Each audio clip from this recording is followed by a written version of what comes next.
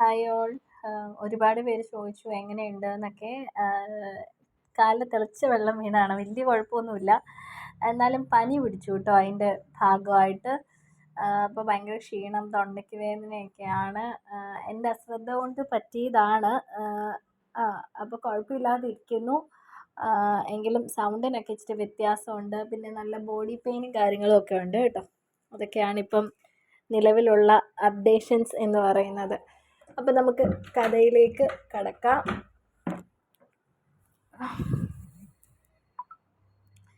ശ്രീഹരി പോയി കഴിഞ്ഞപ്പോൾ വല്ലാത്തൊരു ഭാരം തൻ്റെ മനസ്സിനെ നീറ്റുന്നത് പോലെ ജാനകിക്ക് തോന്നി. അവർ വന്ന സമയം മുതൽ ജയന്തിയുടെ മുഖം സന്തോഷത്താൽ നിറഞ്ഞതാണ്. നന്നായി തന്നെ ജയന്തിക്ക് ആളെ ബോധിച്ചു എന്ന് ജാനകിക്ക് മനസ്സിലായി. എല്ലാവർക്കും ഇഷ്ടമായാൽ താൻ എന്തു പറഞ്ഞാണ് ഇനി ഇതിൽ നിന്നും പിന്മാറുക? പഠിക്കണമെന്ന് പറഞ്ഞാൽ ആരും സമ്മതിച്ചു തരികയുമില്ല.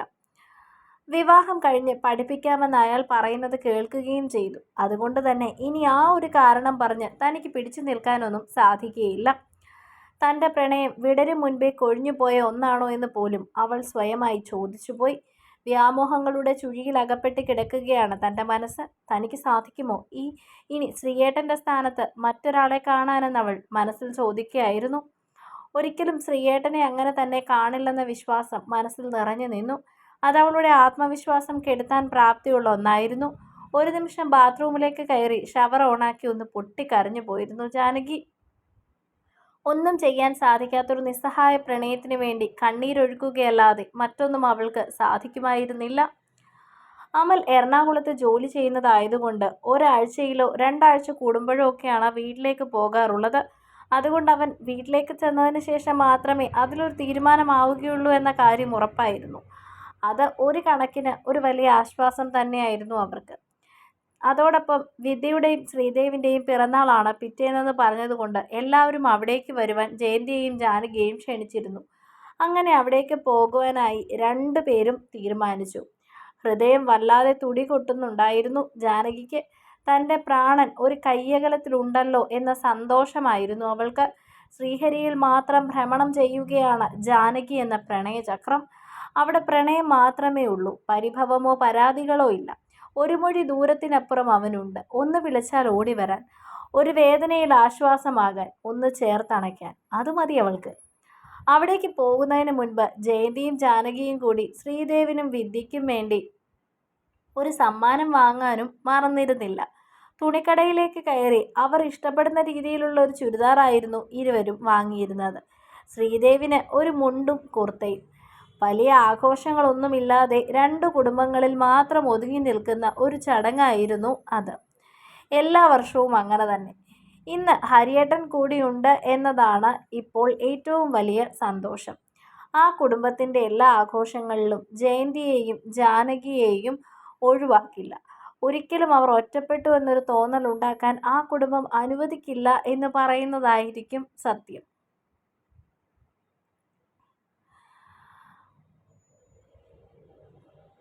രണ്ടാളെയും കൂട്ടാൻ ശ്രീഹരി വരാം എന്ന് പറഞ്ഞതോടെ വേണ്ട എന്ന് ജയന്തി പറഞ്ഞിരുന്നു. കാരണം അവിടെ 2 ആളുടെയും പിറന്നാളിൻ്റെ തിരക്കാണ്. അതിനിടയിൽ ഇരുവർക്കുമുള്ള സമ്മാനവും വാങ്ങി തിരികെ പോകാം എന്നാണ് കരുതിയത്. അങ്ങോട്ടുള്ള യാത്രയിലായി ഓട്ടോയിൽ ഇരിക്കുമ്പോൾ അവിടെയുള്ള ദൂരങ്ങൾക്ക് കാതങ്ങൾ നീളുന്നത് പോലെയാണ് ജാനകിക്ക് തോന്നിയത്. പ്രണയം, മനസ്സിൽ നിറഞ്ഞു നിൽക്കുന്ന പ്രണയം മാത്രമായിരുന്നു അതിനുള്ള കാരണം. പ്രിയപ്പെട്ടവൻ്റെ അരികിലേക്ക് എത്താൻ ഹൃദയം വെമ്പുന്നു. അവിടെ എത്തിയപ്പോൾ പ്രതീക്ഷിച്ചതുപോലെ വലിയ ആഘോഷങ്ങളൊന്നുമില്ല. സുഗന്ധി സദ്യ ഒരുക്കുന്ന തിരക്കിലാണ്. ജയന്തി കൂടി അവർക്കൊപ്പം കൂടി. പിന്നീട് പിള്ളേരെല്ലാം കൂടി ഓരോ വർത്തമാനങ്ങളിൽ മുഴുകി. ഹരി അവിടെയില്ല, കേക്ക് വാങ്ങാൻ പോയിരിക്കുകയാണ് എന്നാണ് അറിഞ്ഞത്. ശ്രീദേവിൻ്റെയും വിദ്യയുടെയും പിറന്നാൾ ദിവസം വലിയൊരു കേക്ക് വാങ്ങി 2 പേരെയും കൊണ്ട് ഒരുമിച്ച് മുറിപ്പിക്കും. വലിയ സന്തോഷമാണ് ഇപ്പോഴും ആ കുടുംബത്തിന് ഈ ആഘോഷം. ഇരട്ടക്കുട്ടികൾ പിറന്നപ്പോൾ അന്ന് അവിടെ ഉണ്ടായിരുന്ന സന്തോഷം എത്രയാണോ അതേപോലെ തന്നെയാണ് 23 വർഷങ്ങൾക്കിപ്പുറവും. കുറച്ച് സമയങ്ങൾക്ക് ശേഷം കേക്കുമായി വിയർത്തൊളിച്ചെത്തിയ ആളെ കണ്ടപ്പോഴേക്കും ജാനകിയുടെ മിഴികൾ വിടർന്നിരുന്നു. കണ്ണുകൾക്കുള്ളിൽ ഒളിപ്പിച്ച പ്രണയം പുറത്തേക്ക് വരാൻ പോകുന്നത് പോലെ. ഒരു നിമിഷം തൻ്റെ പ്രണയം അവൻ അറിയരുതെന്ന പ്രാർത്ഥന മാത്രമായിരുന്നു അവളിൽ നിന്നിരുന്നത്. ഒരു കൊച്ചുകുട്ടിയുടെ കൗതുകത്തോടെ അവൻ്റെ ഓരോ ചെയ്തികളും അവൾ ശ്രദ്ധിക്കാൻ തുടങ്ങി. തന്നെ കണ്ട് ഒരു ചിരിയോടെ ഇറങ്ങി വരുന്ന ആളെ കണ്ടപ്പോൾ ഓടി അരികിലേക്ക് ചെന്ന് കയ്യിലിരുന്ന ചില കവറുകളൊക്കെ വാങ്ങി. അപ്പോഴും കണ്ണുകൾ അവൻ്റെ മുഖത്ത് തന്നെയായിരുന്നു. അവിടെ നിന്നും തിരികെ വരാൻ ആഗ്രഹിക്കാത്ത പോലെ ആയിരുന്നു മിഴികൾ. അവനിൽ തന്നെ കൊരുത്ത് നിന്നിരുന്നു. കേക്കിൻ്റെ കവറും അലങ്കരിക്കുവാൻ വാങ്ങിയ സാധനങ്ങളും എല്ലാം ഡൈനിങ് ടേബിളിൻ്റെ പുറത്ത് വച്ചതിന് ശേഷം അവളുടെ മുഖത്തേക്ക് നോക്കി അവൻ പറഞ്ഞു, ജാനിക്കുട്ടി, ഞാനൊന്ന് കുളിച്ചിട്ട് വരാം, ആകെ വിയർത്തുപോയി. അതും പറഞ്ഞ് അവളെ നോക്കി ഒന്ന് ചിരിച്ച് മുകളിലേക്ക് കയറിപ്പോയ ആളിനെ വീണ്ടും ആവശ്യത്തോടെ മിഴികൾ പിന്തുടരുന്നുണ്ടായിരുന്നു. പിറന്നാൾ ആഘോഷത്തിൻ്റെ അലങ്കാരങ്ങളിൽ എല്ലാവരും കൂടിയപ്പോഴും മുകളിലേക്ക് പോയ ആളെ മാത്രം താഴേക്ക് കാണുന്നില്ല. ഇടയ്ക്കിടെ ജാനകിയുടെ കണ്ണുകൾ മുകളിലേക്ക് ചെല്ലും. അപ്പോഴാണ് ഒരു കയ്യിൽ ജ്യൂസുമായി സുഗന്ധ്യ മുകളിലേക്ക് പോകാൻ നിൽക്കുന്നത്. പെട്ടെന്ന് അരികിലേക്ക് ചെന്നു. ആൻറ്റി ഇവിടെ പോവാ? ഹരി രാവിലെ ഒന്നും കഴിച്ചിട്ട് കൂടിയില്ല മോളെ. കുളി കഴിഞ്ഞിട്ട് ചിലപ്പോൾ ഇറങ്ങിയിട്ടുണ്ടാവും. കുറച്ച് ജ്യൂസ് കൊടുക്കാമെന്ന് കരുതി. ഞാൻ കൊടുക്കാം ആൻറ്റി. പെട്ടെന്ന് സുഗന്ധിയുടെ കയ്യിൽ നിന്നും ജ്യൂസ് വാങ്ങി. എങ്ങനെയെങ്കിലും ആളെ ഒന്ന് കണ്ടാൽ മതിയായിരുന്നു. ഹൃദയത്തിന് അത്രമേൽ ക്ഷമ നശിച്ചു കഴിഞ്ഞു. ആ സാന്നിധ്യം അരികിലുള്ളപ്പോഴൊക്കെ എപ്പോഴും അരികിലിരിക്കാൻ തോന്നുകയാണ്. എങ്കിൽ പിന്നെ മോള് തന്നെ കൊണ്ടു കൊടുത്തേക്ക്. അതും പറഞ്ഞ് സുഗന്ധി അടുക്കളയിലേക്ക് പോയപ്പോൾ മെല്ലെ പടികൾ കയറി. ഹൃദയം അതിൻ്റെ പരിഭ്രമം അറിയിച്ച് ശക്തിയായി ഇടിച്ചു തുടങ്ങി. ഡോർ അടച്ചിട്ടിരിക്കുകയാണ്. ഒന്ന് പൊട്ടി. ഹരിയേട്ടൻ തന്നെ തുറന്നു. ഒരു ലൈറ്റ് ബ്ലൂ ഷർട്ടും കാവി മുണ്ടുമാണ് വേഷം. കുളിയൊക്കെ കഴിഞ്ഞ് താഴേക്ക് വരാൻ കാത്തിരിക്കുകയായിരുന്നു എന്ന് തോന്നി. തന്നെ കണ്ടപ്പോൾ വിടർന്നൊന്ന് പുഞ്ചിരിച്ചു. താനൊരു പുഞ്ചിരി നൽകാൻ മടിച്ചിരുന്നില്ല. ആൻറ്റി തന്നു വിട്ടതാ. ജ്യൂസ് നീട്ടിക്കൊണ്ട് പറഞ്ഞു. താഴെ വരാൻ തുടങ്ങായിരുന്നു ഞാൻ. ജ്യൂസ് വാങ്ങി കുടിച്ചുകൊണ്ടിരിക്കുന്നവനെ ഇനി എന്ത് സംസാരിക്കുമെന്ന അവൾക്ക് ഒരു വല്ലായ്മ തോന്നി. ഇതുവരെ ഇല്ലാത്തൊരു മൗനം തങ്ങൾക്കിടയിൽ നിറയുന്നത് പോലെ. എന്തു സംസാരിക്കണമെന്നറിയാത്ത ഒരവസ്ഥ. അമലിന് നിന്നെ ഇഷ്ടമാണെന്നാ പറഞ്ഞത്. എന്താണെങ്കിലും നാളെ നാട്ടിൽ പോയി കഴിയുമ്പോൾ വീട്ടുകാരെ കൂട്ടി വരുമെന്നാ പറഞ്ഞിരിക്കുന്നത്. പെട്ടെന്ന് സർവ്വ പ്രതീക്ഷകളെയും കീറി മുറിച്ചുകൊണ്ടുള്ള ഹരിയുടെ ആ മറുപടി കേട്ടപ്പോൾ ഹൃദയത്തിലേക്ക് ഉയർന്നു വന്ന എല്ലാ പ്രണയവും ഒരു നിമിഷം കൊണ്ട് മങ്ങി തുടങ്ങുന്നത് പോലെ അവൾക്ക് തോന്നിയിരുന്നു. അവളുടെ മാറിയ മുഖഭാവം കണ്ടപ്പോൾ തന്നെ ഹരിക്കും അതിൻ്റെ അർത്ഥം മനസ്സിലായിരുന്നു. നീ ഇപ്പോഴും നിന്റെ വൺ വേ ലവ് ഓർത്തിരിക്കുകയാണോ? ചെറിയ തമാശയോടെ ഹരി അത് ചോദിച്ചപ്പോൾ അവളുടെ മുഖം അവൻ്റെ മുഖത്തേക്ക് തന്നെ ഉറ്റുനോക്കുന്നുണ്ടായിരുന്നു. മോളെ, ഈ ഒരു പ്രായത്തിൽ പെൺകുട്ടികൾക്ക് കൂടെ പഠിക്കുന്ന പുരുഷന്മാരോടോ സീനിയറായിട്ടുള്ള ആളുകളോടോ ഒക്കെ ഒരു താല്പര്യം തോന്നണം. അങ്ങനെയാണ് സംഭവിക്കുന്നത്. അത് പ്രകൃതിയുടെ ഒരു നിയമമാണ്. അതിൽ നമുക്ക് തെറ്റു പറയാൻ സാധിക്കില്ല. നിനക്കും അങ്ങനെ ഒരു ഇഷ്ടം തോന്നി. പക്ഷേ അത് തുറന്നു പറയാനുള്ള ധൈര്യം ഉണ്ടായിരുന്നില്ല. അതിനും അപ്പുറം മറുപുറം അത് അറിയുമ്പോൾ അയാൾ അംഗീകരിക്കില്ല എന്ന് നീ പറയുന്നു. അപ്പോൾ അംഗീകരിക്കില്ല എന്ന കാര്യം നിനക്ക് തന്നെ ഉറപ്പാണ്. പിന്നെയും നീ അയാളെ സ്നേഹിക്കേണ്ട കാര്യമുണ്ടായിരുന്നോ? ഇതിപ്പോൾ അത്രയ്ക്കൊന്നും വലുതായിട്ടില്ലല്ലോ. നിന്റെ മനസ്സിലൊരു ഇഷ്ടം തോന്നി. അത് പറയാൻ നിനക്ക് കഴിയുന്നുമില്ല. അയാൾ അറിഞ്ഞാൽ അത് സമ്മതിക്കുകയുമില്ല. പിന്നെ നീ ആ ഇഷ്ടത്തിനെ ഒരുപാട് വളർത്തി വലുതാക്കാൻ നിൽക്കണ്ട. അതിലും നല്ലത് നമ്മുടെ വീട്ടുകാരുടെ ഇഷ്ടത്തിനൊത്ത് ഒപ്പം നിൽക്കുന്നതല്ലേ മോളെ. ഏട്ടൻ ഉപദേശിക്കുകയല്ല. പ്രണയിക്കുന്ന ആളുകൾക്ക് ഏറ്റവും ഇഷ്ടമില്ലാത്ത കാര്യമാണ് ഉപദേശമെന്ന് പറയുന്നത്. അതുകൊണ്ട് നിന്നെ ഉപദേശിക്കാനല്ല ഞാൻ നോക്കുന്നത്. കാര്യങ്ങൾ പറഞ്ഞു മനസ്സിലാക്കി തരാനാണ്. രണ്ടു ഭാഗത്തും ഇഷ്ടമുണ്ടായിരുന്നെങ്കിൽ അവിടെ നമുക്ക് എന്തെങ്കിലുമൊക്കെ ചെയ്യാനുള്ള സാധ്യതകൾ ഉണ്ടായിരുന്നു. ഇപ്പോൾ ഇഷ്ടം നിന്റെ ഭാഗത്ത് മാത്രമാണ്. അയാൾക്കത് അറിയുക പോലുമില്ല. അതുകൊണ്ട് വീണ്ടും അത് തന്നെ ആലോചിച്ചിരുന്നിട്ട് യാതൊരർത്ഥവുമില്ല. ചേട്ടൻ പറയുന്നത് നിനക്ക് മനസ്സിലാകുന്നില്ലേ? അവളുടെ തോളിൽ കൈയിട്ട് അവളെ ചേർത്ത് പിടിച്ച് അവനോട് പറഞ്ഞപ്പോൾ അറിയാതെ അവൻ്റെ സ്പർശനത്തിൽ പോലും അവൾ കണ്ടെത്തിയ പ്രണയത്തിൻ്റെ മധുരമായിരുന്നുവെന്ന് അവൻ അറിഞ്ഞിരുന്നില്ല. താഴേക്കിറങ്ങി അവളോടൊപ്പം വരുമ്പോൾ അവളുടെ മനസ്സ് മാറ്റുന്നതിനുള്ള വിഫല ശ്രമങ്ങളൊക്കെ തന്നെ നടത്തുകയായിരുന്നു അവൻ. പക്ഷെ അവളുടെ മനസ്സിൽ അവൻ പറയുന്നതൊന്നും കേൾക്കുന്നുണ്ടായിരുന്നില്ല. അവളുടെ മിഴികൾ അപ്പോഴും അവനിൽ തന്നെ കുടുങ്ങി കിടക്കുകയായിരുന്നു. തൻ്റെ മുഖത്തേക്ക് കൗതുകപൂർവ്വം നോക്കുന്ന പെണ്ണിനെ കണ്ടപ്പോൾ കാര്യം എന്താണെന്ന് ശ്രീഹരിക്കും മനസ്സിലായില്ല. ഹരി, ജാനി, വാ കേക്ക് മുറിക്കാം. സുഗന്ധിയുടെ വിളിച്ചു പറിച്ചിലാണ് രണ്ടുപേരെയും യാഥാർത്ഥ്യത്തിലേക്ക് കൊണ്ടുവന്നത് തന്നെ. തന്നെ കാണുമ്പോൾ വാതോരാതെ സംസാരിക്കുന്ന ഈ പെണ്ണിന് എന്തു പറ്റിയെന്ന സംശയം അവനിലും ആ നിമിഷം വേരുറച്ചു. കുറച്ച് നാളുകളായി അവളിലെ മാറ്റങ്ങളുടെ അർത്ഥങ്ങൾ തേടുകയായിരുന്നു അവനും. കലപില സംസാരത്തിൽ തന്നോട് സംസാരിക്കുന്ന ജാനകിയിൽ നിന്നും പക്വതയുള്ളൊരു പെൺകുട്ടിയിലേക്ക് അവൾ മാറിയതുപോലെ അവന് തോന്നി. അധികം സംസാരങ്ങളില്ല. തൻ്റെ അരികിൽ വന്നാൽ തന്നെ കുറേ സമയം നോക്കിയിരിക്കും. അതാണ് അവൾക്ക് താല്പര്യം. തൻ്റെ കണ്ണുകളിൽ നോക്കുമ്പോൾ തന്നെ ഒരു പ്രത്യേക തിളക്കം പോലെ. ഒരുപക്ഷെ തൻ്റെ സഹായം അവൾ ആഗ്രഹിക്കുന്നുണ്ടാവാം. അയാളോട് ഇഷ്ടം പറയാൻ. ആ ഒരു അനുമാനത്തിലായിരുന്നു അപ്പോഴും അവൻ എത്തിയത്. കത്തിച്ചു വെച്ച മെഴുകുതിരികൾ ഊതിക്കെടുത്തി പിറന്നാൾ കേക്ക് മുറിച്ച് ശ്രീവിദ്യയും ശ്രീദേവും കേക്ക് മുറിച്ച് ആദ്യം പരസ്പരം അങ്ങോട്ടും ഇങ്ങോട്ടും കേക്കുകൾ പങ്കുവച്ചു. അതിനുശേഷം ഓരോരുത്തരായി നൽകി. പിന്നീട് അവരുടേതായ സമയം 3 പേരും ഓരോന്ന് പറയുന്നതിനിടയിൽ തിരികെ കയറിപ്പോകാൻ തുടങ്ങിയ ശ്രീഹരിയെ മൂന്നാളും ചേർന്ന് പിടിച്ചു നിർത്തി. പിന്നീട് വർത്തമാനങ്ങളും സന്തോഷങ്ങളുമായി നിമിഷങ്ങൾ പോയി. അതിനിടയിൽ വിദ്യയാണ് പറഞ്ഞത്. ഹരിയേട്ടൻ കേട്ടിട്ടില്ലല്ലോ, ജാനി നന്നായി പാട്ട് പാടും. ഇന്ന് ഞങ്ങളുടെ പിറന്നാളാണ്, ഞങ്ങൾക്ക് വേണ്ടി ഒരു പാട്ട് പാടിക്കേ. അയ്യേ, ഇപ്പോഴോ? അവൾക്ക് നാണമായി. ഇതാണ് ഏറ്റവും നല്ല സമയം, ശ്രീദേവ് കൂടി പറഞ്ഞു. വേണ്ട ഏട്ടാ, മറ്റൊരിക്കലാവാം. ഞങ്ങളുടെ പിറന്നാളല്ലേ, ഞങ്ങൾക്ക് സമ്മാനം തരേണ്ടത് ഇന്നാണ്. ഇത് ഞങ്ങൾ അങ്ങോട്ട് ചോദിക്കുന്ന സമ്മാനം. നിന്റെ ഒരു അടിപൊളി പാട്ടിന്റെ ഓഡിയോ ഇപ്പോഴും എൻ്റെ ഫോണിൽ കിടപ്പുണ്ട്. ഹരിയേട്ടൻ ഇതുവരെ കേട്ടിട്ടില്ലല്ലോ, നീ ഒന്ന് പാടിക്കേ. അത്ര നന്നായി പാടുമെങ്കിൽ ഒന്ന് പാടണ്ട ജാനിക്കുട്ടി.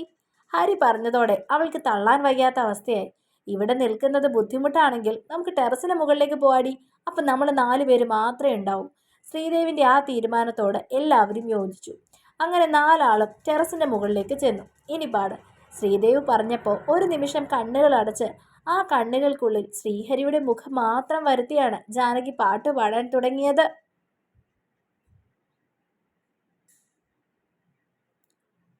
ഓരോ വരികളും അവൻ്റെ മുഖത്തേക്ക് നോക്കിയായിരുന്നു അവൾ പാടിയത്.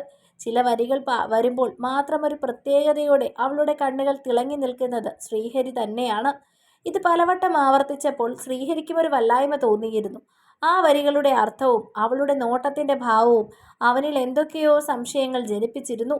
പാട്ട് കഴിഞ്ഞതും ആ മിഴികൾ ആരാധനയോടെ അവനിൽ തന്നെ കുടുങ്ങിക്കിടന്നിരുന്നു. എങ്ങനെയുണ്ടായിരുന്നു ഹരിയേട്ട? ഇവള് പാടുന്ന കേട്ട ശരിക്കും ആർക്കും ഒന്ന് പ്രേമിക്കാൻ തോന്നും. അതേപോലെ ഫീലിലാണ് പാടുന്നത്. ശ്രീവിദ്യ പറഞ്ഞപ്പോൾ ശ്രീഹരി ഒന്നും സംസാരിച്ചിരുന്നില്ല. അവളുടെ മുഖഭാവങ്ങൾ ഒപ്പിയെടുക്കുന്ന തിരക്കിലായിരുന്നു ആ നിമിഷവും ശ്രീഹരി. ചേട്ടനൊന്നും പറഞ്ഞില്ലല്ലോ. ശ്രീദേവ് കൂടി ചോദിച്ചപ്പോഴാണ് ശ്രീഹരി യാഥാർത്ഥ്യത്തിലേക്ക് വന്നത്. മനസ്സിൽ എന്തോ ഒരു ഭാരം പോലെ അവന് തോന്നി. നന്നായിരുന്നു, നന്നായിട്ട് പാടി. അത്രയും പറഞ്ഞ് ഒന്നും മിണ്ടാതെ അവൻ തിരികെ മുറിയിലേക്ക് പോയപ്പോൾ ജാനകിക്ക് ഒരു വേദന തോന്നിയിരുന്നു. അവൻ്റെ ആ ഒരു മാറ്റത്തിന് കാരണമറിയാതെ ശ്രീദേവും വിദ്യയും നിന്നിരുന്നു. എന്നാൽ അപ്പോഴേക്കും ആകുലതകൾ നിറഞ്ഞു തുടങ്ങി ജാനകിയിൽ. തൻ്റെ പ്രവൃത്തിയിൽ ശ്രീഹരിക്ക് എന്തെങ്കിലും സംശയം തോന്നിയിട്ടുണ്ടാകുമോ എന്ന ഭയമായിരുന്നു അവളിൽ നിറഞ്ഞത്. കുറച്ച് സമയങ്ങളായി താൻ എത്ര ശ്രമിച്ചിട്ടും തൻ്റെ പ്രണയത്തെ ഉള്ളിൽ തടഞ്ഞു നിർത്താൻ തനിക്ക് സാധിക്കുന്നില്ല എന്ന സത്യം കൂടി അവൾ തിരിച്ചറിഞ്ഞു കഴിഞ്ഞിരുന്നു. അത് പുറത്തേക്ക് വരികയാണ്. എത്ര ശ്രമിച്ചിട്ടും ഹരിയുടെ അരികിൽ ചെന്ന് നിൽക്കുമ്പോൾ മറ്റൊരാളായി പോവുകയാണ്. ആ നിമിഷം അവനിൽ നിന്ന് കണ്ണുകൾ എത്ര ശ്രമിച്ചിട്ടും മറക്കാൻ കഴിയുന്നില്ല. ഒരു പുരുഷന് മുൻപിൽ ഒരു പെൺകുട്ടി ഇത്രയുമൊക്കെ ചെയ്യുമ്പോൾ എന്താണെങ്കിലും അയാൾക്കൊരു സംശയം തോന്നുന്നത് സ്വാഭാവികമാണ്. അങ്ങനെ തൻ്റെ പ്രവൃത്തിയിൽ ഹരിച്ചേട്ടന് എന്തെങ്കിലും സംശയം തോന്നിയിട്ടുണ്ടാവുമോ എന്ന ഒരു ഭയം അവളെ മൂടിക്കഴിഞ്ഞിരുന്നു. മുറിയിലേക്ക് ചെന്നതും ശ്രീഹരിയിലും പല സംശയങ്ങളും ഉണർന്നിരുന്നു. എന്തിനാകാം ചില വരികൾ അവൾ തൻ്റെ മുഖത്തേക്ക് മാത്രം നോക്കി പാടിയത്? അവളുടെ മനസ്സിലും നോട്ടത്തിലും എന്തൊക്കെയോ ഒരു അപാകതകൾ ഉള്ളതുപോലെ അവന് തോന്നി. ഇല്ല, വെറും ചിന്തകളായിരിക്കാം എന്നവൻ വിശ്വസിച്ചു. പെട്ടെന്നായിരുന്നു ഫോൺ ബെല്ലടിച്ചത്. എടുത്തു നോക്കിയപ്പോൾ ആ ചുണ്ടിൽ ഒരു പുഞ്ചിരി വിടർന്നു. ഫോൺ എടുത്ത് ചെവിയോട് ചേർത്തു. അമൽ, പറ മോനെ. ഹരിച്ചേട്ടാ, ഞാൻ വീട്ടിലേക്ക് പോവാ. അച്ഛനോടും അമ്മയോടും ഞാൻ പറഞ്ഞിട്ടുണ്ട് എനിക്കിഷ്ടമായെന്ന്. ഞാൻ മാത്രമല്ലേ കണ്ടുള്ളൂ. എനിക്ക് ജാനകി ഇഷ്ടമായി. എനിക്ക് മാത്രം ഇഷ്ടമായ പോരല്ലോ, അച്ഛനും അമ്മയ്ക്ക് ഇഷ്ടമാണ്ടേ. അവർക്കും കൂടി ഒന്ന് കാണണം എന്ന് പറഞ്ഞു. അവരോട് ചോദിച്ചിട്ട് എന്താണെന്ന് വെച്ചാൽ ഹരിയേട്ടൻ പറയണം. അതിനെന്താ അമലെ, ഉടനെ തന്നെ പറയാം. ഞാൻ ഇന്ന് വൈകിട്ട് അമലിനെ വിളിച്ച് പറയാം. ശരി ഹരിയേട്ട. സൗകര്യമുള്ളൊരു ദിവസം അധികം താമസിക്കാതെ അച്ഛനോടും അമ്മയോടും അവിടെ ഒന്ന് കാണാൻ പറയാം. അത് പറഞ്ഞ് ശ്രീഹരി ഫോൺ വെച്ചിരുന്നു. ഹരിക്കുട്ട. പെട്ടെന്ന് താഴെ നിന്നും സേതു വിളിച്ചപ്പോഴാണ് അവൻ താഴേക്ക് ഇറങ്ങി ചെന്നിരുന്നത്. അപ്പം എല്ലാവരും സദ്യ കഴിക്കാനുള്ള തീരുമാനത്തിലാണ്. ആ സമയം മനസ്സിൽ വന്നിരുന്ന എല്ലാ ചിന്തകളെയും മറ്റൊരു വഴിയിലേക്ക് വിട്ട് ആഘോഷങ്ങളിൽ എല്ലാവരും എത്തിക്കഴിഞ്ഞിരുന്നു. ഭക്ഷണം കഴിച്ചുകൊണ്ടിരുന്നപ്പോഴായിരുന്നു സേതു പറഞ്ഞത്, നമ്മുടെ വാസുദേവന്റെ മകളുണ്ടല്ലോ, ആ കുട്ടിയൊന്ന് പോയി കാണണം, നമ്മുടെ രാജീവ് വിളിച്ച് പറഞ്ഞിരുന്നു. സേതുവിന്റെ വാക്കുകൾ കേട്ട് ഭക്ഷണത്തിൽ നിന്നും ശ്രദ്ധ മാറ്റി ശ്രീഹരി.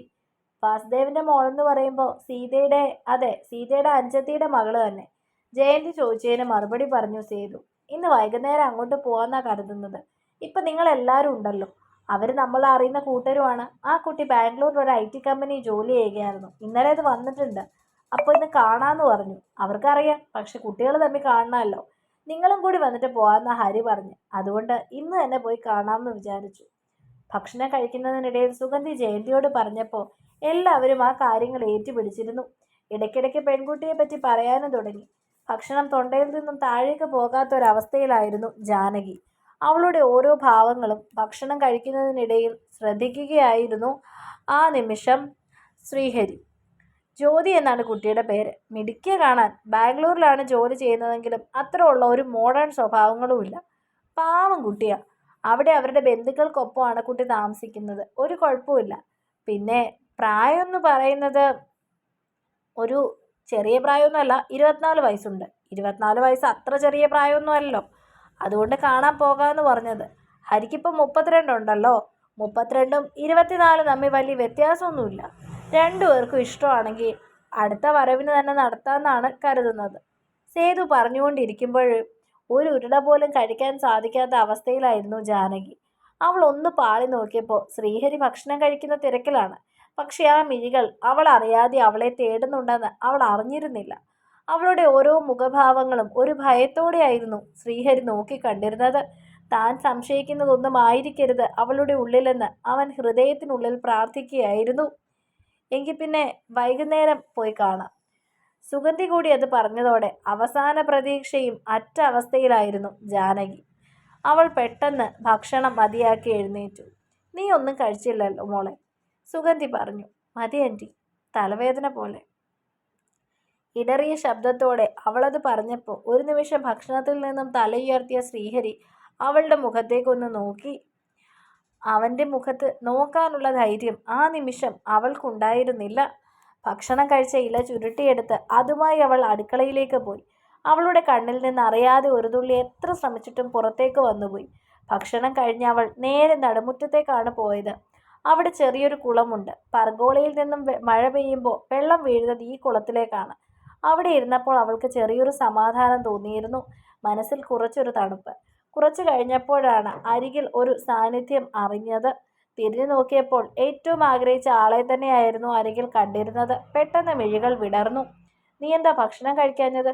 ആദ്യം ജാനകിയുടെ മുഖത്തേക്ക് നോക്കി അവൻ ചോദിച്ചത് അതായിരുന്നു. തലവേദനയായിരുന്നു ചേട്ടാ.